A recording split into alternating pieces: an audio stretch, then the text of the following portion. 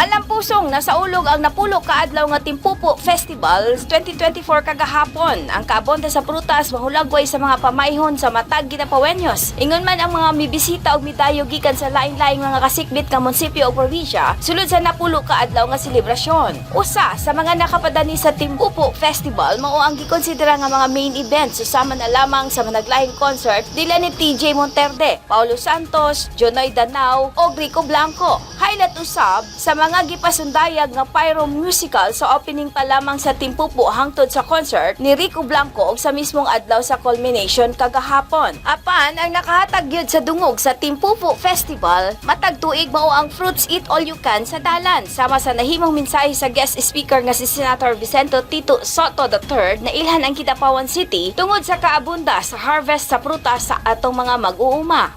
A very big role no sa harvest namo, nag times 3 ang harvest namo this year, no, despite the El Nino phenomenon, despite the drought, despite the water shortage, ug sa pa ba nga mga kakulian, no, we are still blessed with abundance. Tungod niini highlights gayud matag tuig ang Fruits Eat All You Can kung asa libreng mukaon og mga prutas kutob sa kaya nimong kaonon tungod karong tuiga mas gipatasan pangadto sa 1.5 kilometer ang gitas-on sa laray sa prutas sa National Highway. Luyo sa mga naobserbahan kagahapon atul sa gihimong Fruits Eat All You Can sa kalsada mas organisado. Walay natala nga bisan unsa mang insidente. Sa pikas bahin gikonsidera sab nga buhi ang negosyo sulod sa napulo kaadlaw nga selebrasyon sa Timpupo Festival sa Kidapawan City. Dili lugi og siguradong adunay return of investment ang gitagana sa City Government of Kidapawan nga 7 million pesos alang sa napulo kaadlaw nga selebrasyon sa kasadya sa Timpupo Festival 2024 sa Dakbayan. Gawas nga nag-enjoy ang tanan sa mga gidalit nga klase-klaseng aktibidad, mas direkta matud pa nga makahimulos ang mga negosyante sa maong mga aktibidad sumala pa ni Mayor Evangelista.